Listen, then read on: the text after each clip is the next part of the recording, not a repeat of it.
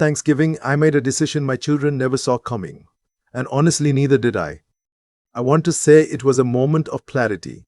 Some kind of quiet strength that just rose up in me naturally. But that's not quite right. It was more like standing in my kitchen at 7 in the morning, looking at a turkey I'd been brining since Wednesday, and realizing I was crying. Not because I was sad. I was sad, but because I was so tired of being sad about the same people over and over again. My son called, wished me a happy holiday. My son called a fashion. I live in a 2-bedroom house in Hamilton, Ontario, the same house I've owned since 1991. My wife Rose passed 4 years ago from ovarian cancer. And after 31 years of marriage, losing her was like losing the part of me that knew how to navigate everything. She was the one who kept the family together. She sent the birthday cards. She remembered who was speaking to whom and who needed what. When she was gone, I found out pretty quickly that without her, I was just a man my children tolerated. I have 3 kids. My eldest son is 41. My daughter is 38. My youngest son is 34. I won't say much about who they are yet, because I think you'll understand them better through what they did. The plan for Thanksgiving this year was mine. I'd proposed it back in August. A proper dinner here at the house, the same house they grew up in, where we carved every turkey together for 20 years, where Rose taught my daughter how to make a pumpkin pie from scratch, where the boys used to argue over the drumsticks before anyone had even sat down. I figured it might be good for all of us. It had been 18 months since we'd all been under the same roof. 18 months. I tried not to count, but I had. My eldest son said he'd come. My daughter said she'd come, that she'd bring her husband and their 2 kids. My youngest said he'd try, which I'd learned over the years meant probably not. But I still set a place for him. I bought everything in the second week of October. I'm not a man who waits until the last minute for things that matter. I picked up the turkey from a local farm out near Ancaster. A heritage breed, 17 pounds, the kind Rose used to insist on. I made a list. Butter, fresh herbs, the good cranberry sauce, the kind you actually simmer on the stove instead of opening a can. I found Rose's handwritten recipe for her sweet potato casserole tucked inside a cookbook on the 3rd shelf. It took me a few minutes before I could keep reading it. Her handwriting was so neat. The week before Thanksgiving, I cleaned the house room by room. I set the dining table with the good dishes, the ones we only brought out for Christmas and Thanksgiving and Easter. I polished the serving spoons. I put fresh flowers in the vase on the sideboard. My daughter called me on the Thursday before to ask what time dinner would be ready. I said 2 o'clock, the same as it always was when her mother was alive. She said perfect. They'd leave Toronto by noon to avoid traffic. My heart did something embarrassing when she said that. I was genuinely happy. On the Saturday, I called my eldest son to confirm. He didn't pick up. I left a voicemail. He texted back that evening. Yeah, Dad, we'll be there, which I told myself was enough. I started cooking on Sunday evening. The brine, the pie, the cranberry sauce. On Monday morning, Thanksgiving Monday, I had the turkey in the oven by 8. I made Rose's casserole. I made roasted Brussels sprouts with bacon and maple syrup because my youngest had always loved them as a boy, even though he told me he was eating cleaner now, and I wasn't sure if that still counted. By noon, the house smelled the way it used to. There's a specific smell to a house where a real Thanksgiving dinner is being made, butter and herbs and something sweet from the oven. And for a few hours that morning, I almost felt like myself again, like the version of me that existed when she was still here. At 12:30, I heard nothing. No texts, no calls. I figured they were on the road. Traffic on the QEW on a holiday Monday can be bad. I set the oven to warm. At 1 o'clock, nothing. At 1:30, I sent a message to the family group chat. Just a simple one. Turkey's nearly ready. How far out are you? I watched the screen. The 2 grey check marks appeared, one after another. My eldest little profile icon showed he'd read it. Then my daughters. Neither of them replied. I put my phone down on the counter and stood very still for a moment. I know what it feels like when you already know the answer to something, but you're waiting for someone to say it out loud. It feels like a held breath, like the seconds between lightning and thunder. At 2 o'clock, I went back to the group chat. My daughter had sent a message, but not to me. It was a reply to something my eldest had said earlier in the thread, something I hadn't seen. I scrolled up. My eldest had written at 11:14 that morning, "Are we actually doing this? Dad's going to make it so awkward." My daughter had replied, I know. But what do I say at this point? I already told him we'd come. My eldest again. Just say the kids are sick. He won't push back. And then my daughter, at 11:47, already did. He's going to be so dramatic about it. I read it twice. Then I read again. I want to tell you I felt furious. That would have been simpler. But what I actually felt was a very specific kind of quiet. Like something had just finished. Like I'd been waiting a long time for something to be confirmed. And there it was, confirmed. And now I didn't have to wonder anymore. My son called me on the Mori hardened me or the Mori. At 2:15, my daughter texted me directly. Dad, I'm so sorry. Theo and Maya both came down with something last night. We can't risk bringing it to you. I hope you understand. Save us some leftovers. There were 2 heart emojis at the end. I set my phone on the table. I sat down in the chair at the head of the table. Rose's chair was at the other end, empty, as it always was, and I looked at the table I'd set for 7 people. The cloth napkins folded into points, the polished serving spoons, the good dishes. Then I looked at the food on the sideboard. The turkey I'd been tending since Sunday, Rose's sweet potato casserole, the cranberry sauce I'd simmered on the stove. And I sat with it for a while. I didn't call anyone. I didn't cry. I just sat. Before we get to what happened next, I want to ask you something. Where are you right now? What time is it where you are?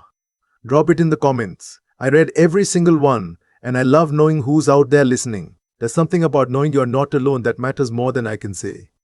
I was 67 years old, sitting at a Thanksgiving table set for 7, and I had a choice to make. I could call my son. I could call my daughter back. I could say I understood. I'd save them leftovers. I'd see them soon. I could do what I had done, quietly and without complaint, for the last 4 years. I could fold myself smaller again. Or I could decide that this was the last time. I chose the second one. I ate alone that evening. I made a plate for myself, proper, everything on it, the way you'd plate it if you had company. And I sat at the head of the table and I ate slowly. The turkey was good. Rose's casserole was exactly right. The cranberry sauce had a little more orange zest than I remembered, but that might have been mine. I poured myself a glass of Merlot. I was not going to waste a good meal because my children had decided it wasn't worth their drive. While I was eating, I started thinking clearly for the first time in a long while. I thought about the last 4 years, about all the times I had driven to Toronto to see my grandchildren because my daughter said it was hard to get them into the car, about the times I had lent my eldest money, substantial money, the kind that adds up, with the understanding that it would come back to me, and it never did. And whenever I brought it up gently, he would find a way to make me feel like I was being petty. I thought about my youngest, who called maybe 4 times a year, always when he needed something, always starting the call with "So, how are you, Dad?" and moving to the real reason within 3 minutes. I thought about how none of them had come to Hamilton to help me clean out Rose's things after she died. How I had done that alone, bag by bag, over the course of 6 weeks, deciding what to keep and what to give away, and no one had asked if I needed help. I had told myself stories about all of it, that they were busy, that life was complicated, that I was being too sensitive, expecting too much, holding on to old ideas of what family was supposed to look like. Rose had always been the one who could see these things clearly. She used to say, and I used to think she was being uncharacteristically harsh when she said it, "Lawrence, you taught them that you'll always be there no matter what. That's not love. That's a policy they depend on." She was right. She usually was. After dinner, I washed the dishes. I packed the leftovers into containers. I had enough turkey and sides for about a week. Then I went to my desk in the study, and I sat down and I started making a list of my own. The house had been in my name since we bought it in 1991. Rose and I had paid off the mortgage by 2009. It was worth considerably more now than it was then. If you know anything about Hamilton real estate over the last decade, you understand what I mean. My children knew about the house. My eldest had made reference to it once, offhandedly, during an argument about the money I'd lent him, saying something like, "I know it'll all sort itself out eventually," in a way that made it clear he was already counting on what he thought was coming to him. I also had an RRSP, an investment account, and a modest pension from 32 years working for the city's engineering department. Nothing extraordinary, but not nothing either. I had a will. Rose and I had written it together in 2014, updated it once in 2019. It left everything, divided equally, three ways, to our children. At the time that had felt right. At the time I had believed, genuinely believed, that they were the kind of people who deserved it. I sat at my desk on Thanksgiving evening with a glass of wine, and I thought about what it means to leave something behind, who it's for, what it's supposed to say. The next morning I called my family lawyer. His name is Peter, and I've known him for 22 years. I told him I wanted to update my will. He asked me if everything was all right. I said yes. I said I'd had a significant change in perspective, and I wanted to make some changes before the end of the year. He booked me in for that Wednesday. At the same time, I called a real estate agent I knew to a former colleague. I told her I was thinking about selling the house and moving. Not immediately, but I wanted to understand my options. She came by on the Tuesday, walked through the place, and gave me a number. I had to sit down when she said it. The market had done things to property values in Hamilton that I hadn't been tracking closely enough. I didn't tell my children any of this. Wednesday morning I met with Peter. We went through the existing will carefully. Under Ontario law, there's no automatic requirement to leave anything to adult children who aren't dependents. This surprises some people, but it's the reality. I was within my full legal right to change the distribution, however I chose. I restructured things significantly. I set aside a reasonable amount for each grandchild, held in trust for education, because they are children, and none of this is their doing. The rest I redirected. Some to our Paldiv Care charity that had supported Rose in her last weeks. Some to the local food bank, which my mother had volunteered at when I was a boy. A portion I kept in a testamentary trust for my own care, should I need it. My sn-sweetrevenge share became nominal, present but nominal. I didn't do this in anger. I want to be clear about that. I didn't do it to punish them, or at least that's not what it felt like from the inside. It felt like finally being honest, like updating a document to match reality. I also made another decision. I had been aware for a year or two of a retirement community in Burlington, not a nursing home, nothing like that, but a proper independent living development. Newer construction, good amenities, people in their 60s and 70s who are choosing to live somewhere with some community built in. Rose had mentioned it once, said she thought she might like something like that if she ever got older and the house became too much. I had dismissed it at the time because I couldn't imagine leaving the house. I called them the week after Thanksgiving. I took a tour the following Saturday. It was nothing like I'd expected. It was polite and well maintained, and the woman who showed me around was matter of fact in a way I appreciated. She didn't try to sell me on it like I was fragile or making some kind of concession. She just showed me the space and let me think. The two-bedroom unit on the third floor had a view of the escarpment. I stood at the window and looked at it for a long time. I put my name on the wait list. I still hadn't said a word to my children. It was my neighbor Alfred, who I ended up talking to first. He's 71, widowed himself for 8 years, grows tomatoes in his backyard with an investment of time and energy that I think is borderline professional. He came over 2 days after Thanksgiving with a container of soup his daughter had made and left on his step, and we sat in my kitchen and I told him the whole thing. The group chat, the table for 7, Rose's casserole, the will. He listened without interrupting, which is a quality I value more than almost anything in a person. When I finished, he was quiet for a moment. Then he said, "You know what Rose would say."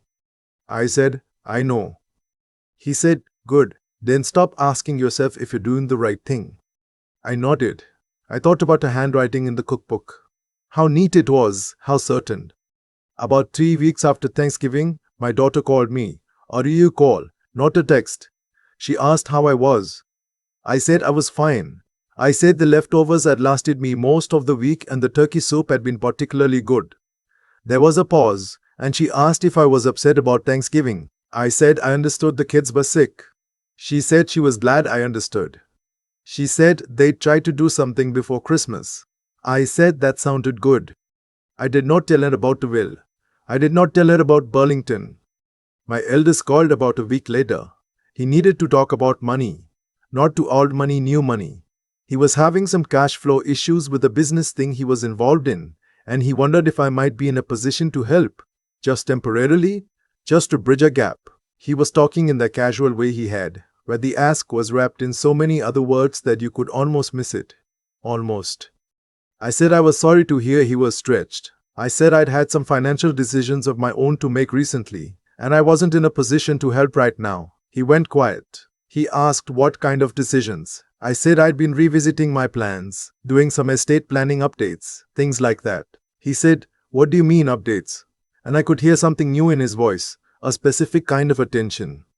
I said, "Nothing to worry about. Just making sure things are in order." He called back 2 days later. This time the tone was different. He said he'd been thinking and he realized we hadn't been doing a great job of staying in touch and he wanted to do better. He wanted to come out to Hamilton. Maybe take me to dinner somewhere. I said that sounded nice. I said I was pretty busy the next few weekends, but we could find a time. Then my daughter texted me, out of nowhere, asking if I wanted her to bring the kids for a weekend visit before Christmas.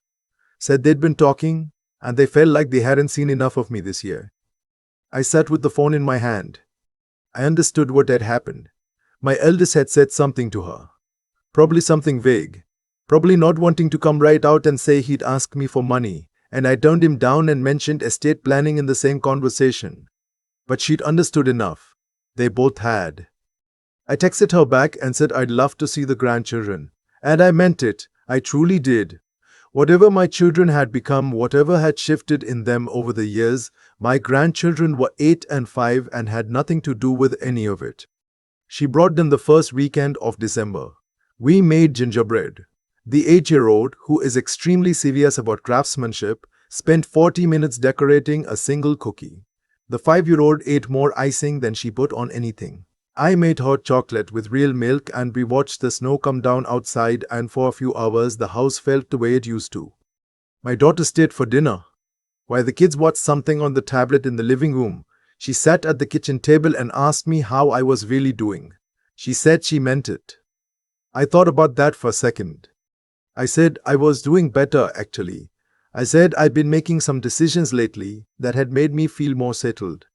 She asked what kind. I told her I was thinking about selling the house, moving somewhere with a bit more community, that the place was a lot to manage on my own, and I'd been thinking about what made sense long term. Her face did something complicated. She said, "But this is the family home." I said I knew that.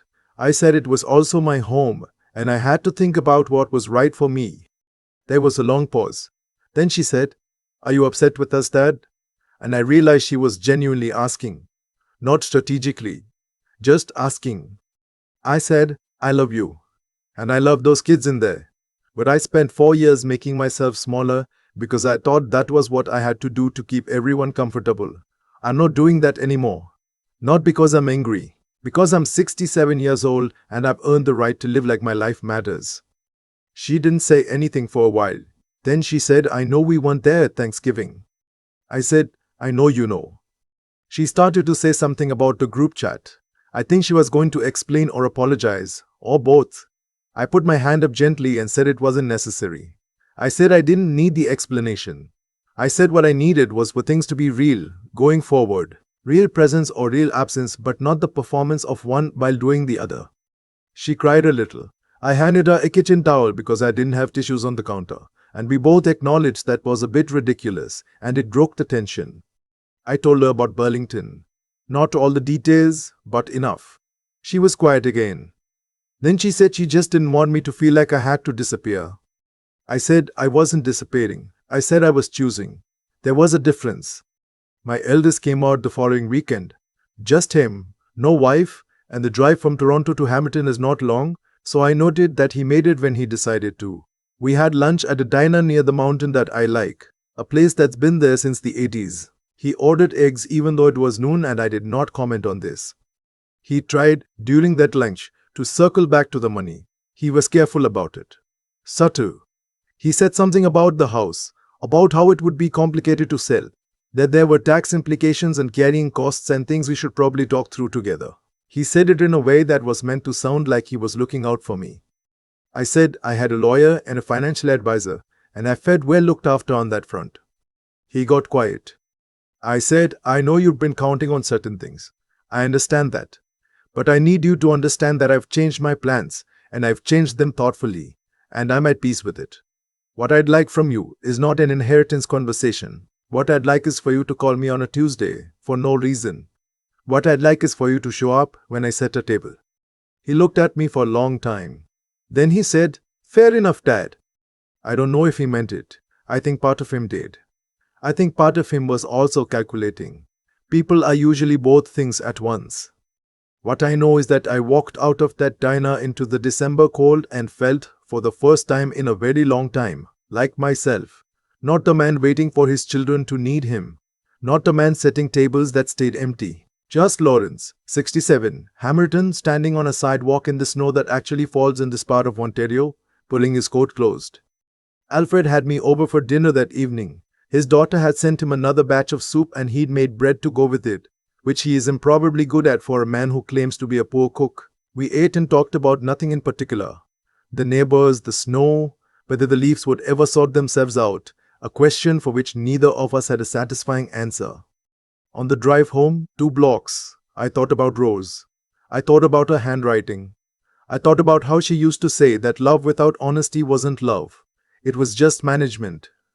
I had managed my children's feelings for 4 years and called it being a good father. I think she would have told me sooner. I think she tried to tell me a few times toward the end, and I'd been too busy trying to hold everything together to hear it. I'm not angry at my children. That surprises people when I say it, but it's true. I understand how people drift into bad habits with the people who are always there. I understand how parents become fixtures rather than people in their children's minds. I even understand the money. Money is genuinely hard, and the instinct to look toward a parent is old and not always cynical. What I am is done excusing it. The Burlington unit became available in February. I signed the paperwork on a Thursday. I listed the house with the agent in March. It sold in 9 days, over asking, to a young family with a toddler and another one on the way, which felt right in a way I couldn't fully explain. I'm writing this from my new living room, looking at the escarpment going blue in the early evening light. There's a man named Gordon on my floor who plays chess and has extremely strong opinions about French-Canadian cuisine, and a retired teacher 2 doors down who is starting a book club and has already asked me twice if I read fiction. I've told her I'm open to it. Alfred drove out last weekend to see the place. He stood at the window for a long time, same as I had. Then he said, "Rose would have loved this view." And he was right. She would have. My daughter calls more now. Real calls. Sometimes she asks how I am, and we talk for 20 minutes about nothing much, and she tells me something the kids said that made her laugh. My eldest is still working on it. He calls, but there's still a stiffness there that I think will take time, if it goes away at all. My youngest sent me a long email in January, out of nowhere, handwritten almost in tone, saying he knew he hadn't shown up, and he was sorry and he didn't expect anything from it. I called him back the same evening, and we talked for an hour. That was a surprise. Could one still happen? I don't know how this ends. I don't think I need to. I spent too many years trying to manage endings, trying to make sure everyone was happy. Everyone felt good. No one left the table upset. All I managed was to disappear myself in the process. What I know is that I am 67 years old, and I made a proper Thanksgiving dinner, and I ate it alone, and I cried a little, and then I stood up, and I changed my life. Not dramatically, not with noise, just one phone call at a time, one honest conversation at a time, until I was living in something that felt real. Rose used to say the bravest thing a person could do was to stop pretending. I thought she was talking about other people when she said that. I was wrong about that too. There's something I've come to understand about the way consequences work. Not punishment handed down from somewhere outside yourself, but the quiet, logical result of choices accumulating over time. My children didn't lose a relationship with me in a single moment. They lost it slowly, across 4 years of not showing up, and I lost sight of my own worth slowly across the same 4 years of accepting that. What happened at Thanksgiving was just the moment both of those things became impossible to ignore. I think about Alfred bringing soup over 2 days after that dinner. A man who'd been widowed for 8 years, who had figured out how to live with real warmth in his life, without pretending the hard parts weren't hard. He didn't offer me advice about what I should do. He just sat in my kitchen and listened, which is its own kind of wisdom, knowing that what someone needs most in a difficult moment isn't a solution. It's someone willing to stay in the room with them. That's a quality I've tried to learn from him, being honest enough to show up, and steady enough to just be present without needing to fix anything. Rose used to say that the most honest thing about a person was what they did when no one was watching. My eldest son wrote that message at 11 in the morning. Are we actually doing this? Assuming I'd never see it. My daughter replied already done and added the heart emojis to my face an hour later. That gap between who they were in that thread and who they were in the text they sent me is a gap of character. Not cruelty exactly, but something that had softened in them over the years. Some habit of honesty they'd let go of. Some sense that I didn't quite count as a person who deserved their full truth. The hard thing is that I let it happen. I don't say that to be hard on myself, just accurate. Every time I smoothed something over, every time I drove to Toronto instead of asking them to come to me, every time I said I understood when I didn't, I was teaching them that I'd absorb whatever they gave me without consequence. That's not love. That's a failure of clarity on my part. And theirs. And clarity, I've learned, is not unkind. Clarity is what makes real relationships possible. What I did in the weeks after Thanksgiving, the will, the lawyer, the call to Burlington, none of it came from bitterness. It came from something that felt more like intelligence than emotion. A recognition that I had spent 67 years building a life, and that life had value, and that I was the only one who could decide to protect it. There is a kind of thinking that only becomes available to you when you stop being afraid of what people will feel about your choices. I found that thinking in a quiet kitchen on a Monday evening with leftovers in containers and a good glass of wine, and I followed it carefully. And the courage, because that's what it takes. In the end, a plain and ordinary courage came from deciding that my remaining years were worth defending. Not dramatically, not with noise or grievance or a list of accusations. Just steadily, one honest conversation at a time, until I was living inside something real. Rose was right about most things, but I think the truest thing she ever said was that the bravest thing a person can do is to stop pretending. I'm 67, I stopped pretending, and it turns out that's where everything worth keeping actually begins.